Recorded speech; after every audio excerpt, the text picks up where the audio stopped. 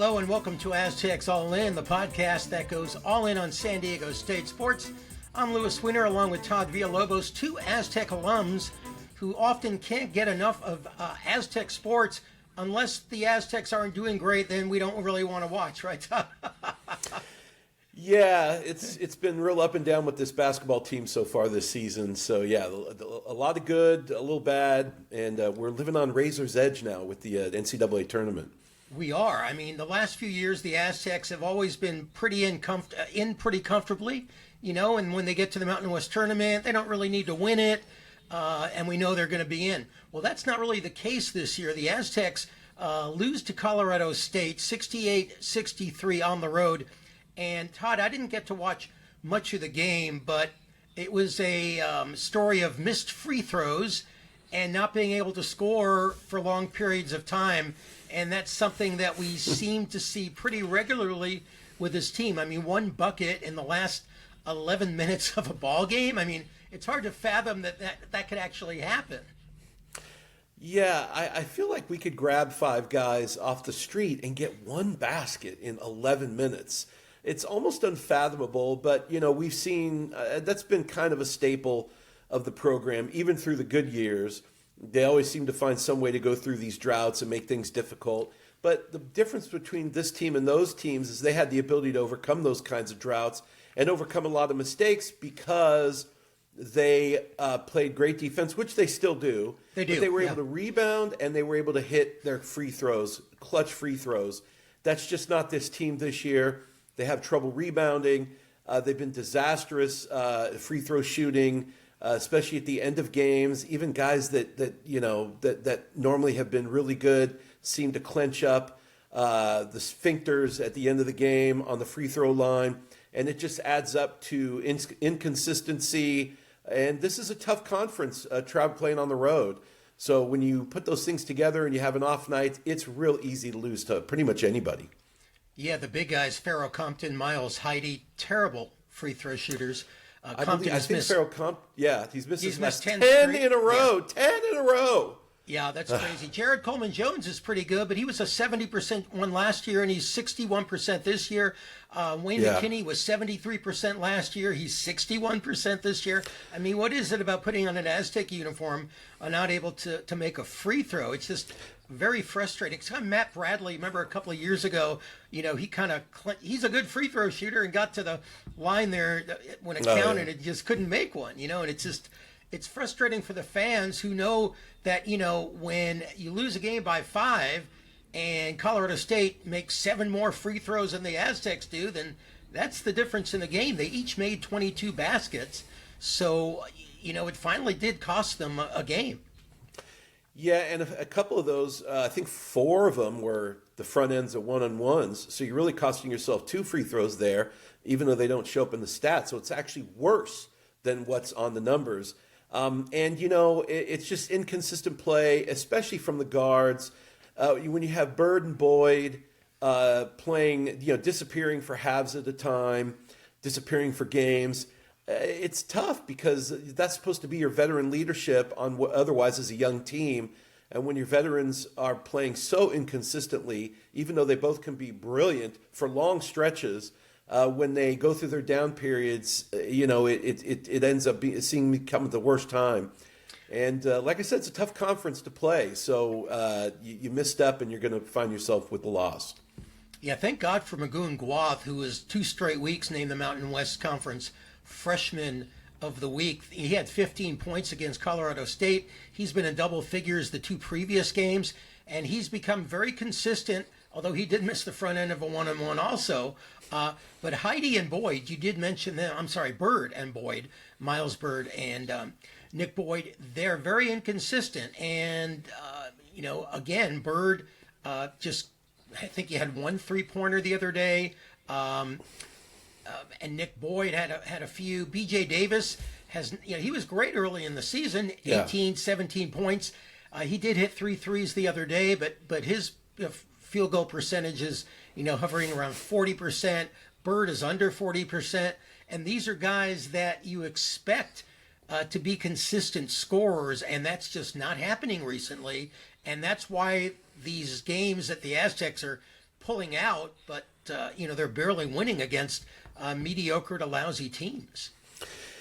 Yeah, and the hallmark of the Fisher, well, especially the Dutcher era, in my opinion, has been teams getting better as the season went along. And I have the utmost respect for Dutcher and that coaching staff.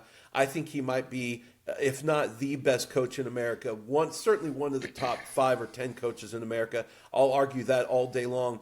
And if you watch this team year after year, they always seem to get better as the season goes along. And this is not happening with this team, and I don't know why. We're not at practice, we're not in the meetings, but it just seems to be happening. Now you still have a month to go before the conference tournament. There's still time to turn the ship around, and if you got to have faith in Dutcher and his staff, because they've done it year after year. So I'm not giving up hope yet, but the sun is setting here on this season, and they better get their act together pretty quick. Yeah, Dutcher's February record, I don't know it offhand, but it's been great. And Mark Ziegler wrote about that the other day in the UT. I expected them, I sort of thought they beat Colorado State. They beat them pretty handily when they were here. And I just expected with the week off, they had a bye the middle of last week, that would give them a pretty good shot to win. But, when you go to elevation, again, this team just does not perform well in elevation. And for whatever reason, they couldn't get it done this time. Well, they better come up with something, because you're playing at elevation in this conference on the road, and they've been able to handle it in years past. And it is disappointing, especially with Nick Boyd. You're talking about a veteran player, a guy that's been in a Final Four, for goodness sakes, and you would have thought that the leadership would have taken over. And again, the season is not. Story of the season has not been written. For us as Aztec fans, we know that this kind of the season hinges on whether or not you have success in March. And if they do, we're not going to remember any of this. And if they don't, we'll just kind of lump it all together and say, it just wasn't our year, and hope you can keep the team together. Because I really do feel like this is one of the more talented teams that this Aztec group has seen in the last few years. They still maybe just need a little bit more development. But I think most of these guys coming back next year, if we can keep them, like Magoon, I'm sure the bigger programs are going to be swarming for some of these guys. But if you can keep this group together, I think the future's bright. Maybe it's just too young of a team. Maybe that's just the answer. It could very well be. You're very, you hit that nail right on the head. It's a young team. And Dutcher said earlier in the season, with a young team, you want to learn and improve while winning. And for the most part, they've done that. They beat Houston. They beat Creighton. Earlier in the year, they looked a lot, you might say they looked a lot better earlier in the year than they do now. Now they're struggling to beat the San Jose's and the Wyomings and the Air Forces. And it just is hard to figure out as a fan. But you're right, it is a young team. And let's look at the good news. The Aztecs right now, well, they're in 5th place in the Mountain West with a record of 8-4. But the top 5 teams get that bye in the conference tournament. And they're pretty much guaranteed to be one of those 5 teams. So they won't have to play the Wednesday game, which is apparently, so that looks good. And they could now finish anywhere. I think it might be tough for them to win the conference because they're 3.5 out. But yeah, they could easily still finish in 2nd or 3rd place and in the conference. So, and they still play at Utah State, so that's a quad 1 opportunity there. And they get New Mexico, which looks really good this season. New Mexico kind of creamed the Aztecs in Albuquerque, but the Aztecs will get them here. I think the last game, one of the last home games of the season. So they still have a chance to move back up in the rankings. So the Aztecs currently 52 in the net, 49 in the KenPom. And ironically, the Aztecs beat UC San Diego. But right now, UC San Diego, after beating UC Irvine on the road the other day, they're now 49 in the net ranking. Now, it's not really apples to oranges. They play in the Big West. And it's going to be a lot tougher for UC San Diego to make the tournament than the Aztecs. But still, right now, UC San Diego is, you could argue, they're playing better than the Aztecs are. Yeah, I think currently they are. You're right, different competition, but that's an exciting team, man. We haven't gotten out to a game yet, but boy, one of the best, if not the best, three-point shooter in the country. Statistically speaking, one of the best defensive players in the country. They put on quite a show. So I would love to see both UC San Diego and the Aztecs in the NCAA tournament. Wouldn't that be something? We haven't had that. I think we've never had that, right? We've never had the two San Diego teams in the tournament at the same time. Yeah, I don't know if USD, when they went in a few times, that the Aztecs were in at the same time. I don't recall if they were. I don't think so. That would be pretty cool.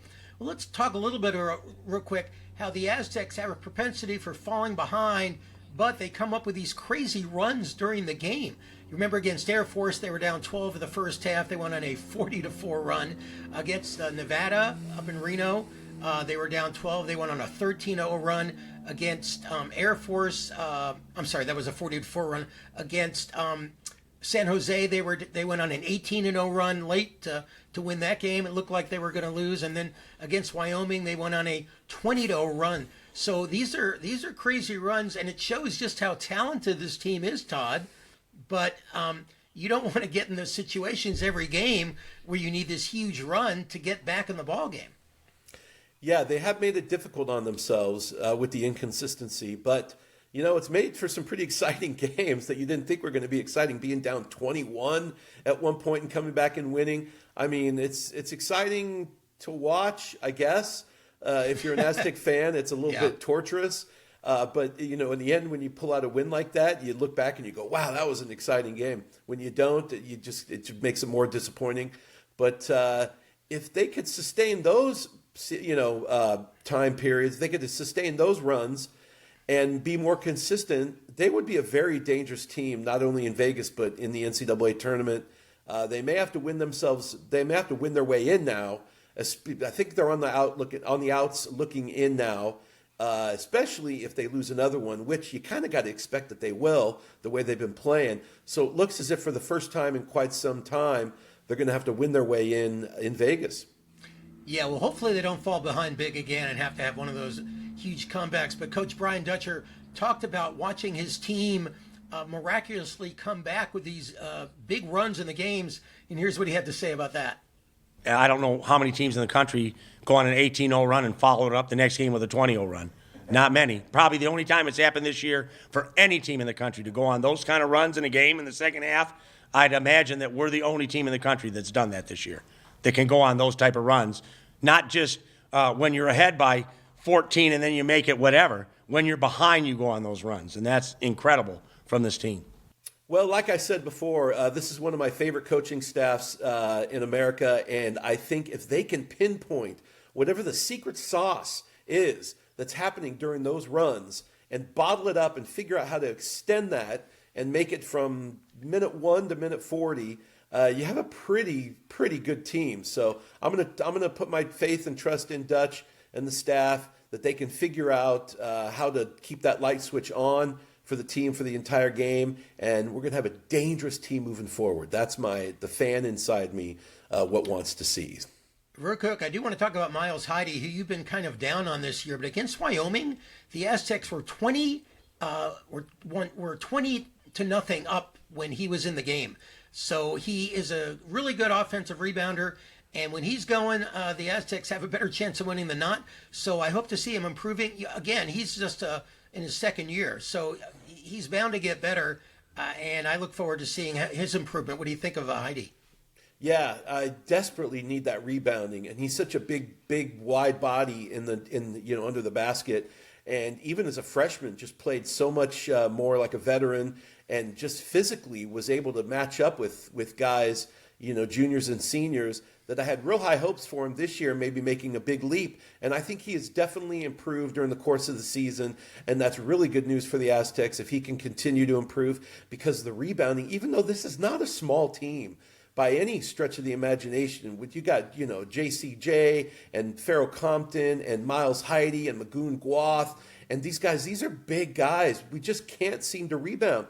In this last game against Colorado State, the Aztecs, I think it cut the lead to 3 late in the game, under a minute to go, and Colorado State misses the shot, and one guy in the middle of 3 big Aztecs, one Colorado State guy was able to pull down the rebound, the most important rebound of the game. the Aztecs would have had the ball with a chance to tie the game. Instead, they have to foul. Colorado State goes to the free throw line and basically ices the game. But one guy in the middle of three Aztec big bodies, that just shouldn't happen. And we need Miles Heide to continue to get better and add some of that rebounding prowess, because that really is going to kill you if they still can't rebound or are getting out-rebounded like that coming down the last month of the season. Yeah, that's absolutely true. Hopefully Heide can continue to improve as the season goes on. Real quick, just briefly want to mention the women. They lost at home to Wyoming on Saturday, 64-51. So they are now 17-8 on the season, 6-6 in the Mountain West, fourth place. And they travel to UNLV to play the first place Rebels, and the Aztecs beat the Rebels, handed them their only loss of the season here at Viejas. So we'll have to see how they do there, but the women are having a pretty successful season, all things considered. Yeah, and we are big fans of Kim Villalobos. No relation, no relation, but still big fans. Yeah, the women have been a real pleasure this year, and we may have to go check them out in Vegas when we're out there. Usually bypass those games, but they're really good this year, and it's good to see. Yeah, they made it to the finals last year, remember, against UNLV, and they ended up losing. So, all right. Well, that will do it. If you enjoy this video version of the podcast, please follow or subscribe on Spotify or wherever you listen to your favorite podcast to Aztecs All In. We have an audio version with Steve Perez that hopefully you will be able to check out. For now, though, for Todd Villalobos, I'm Louis Weiner for Aztecs All In. Until next time, take care.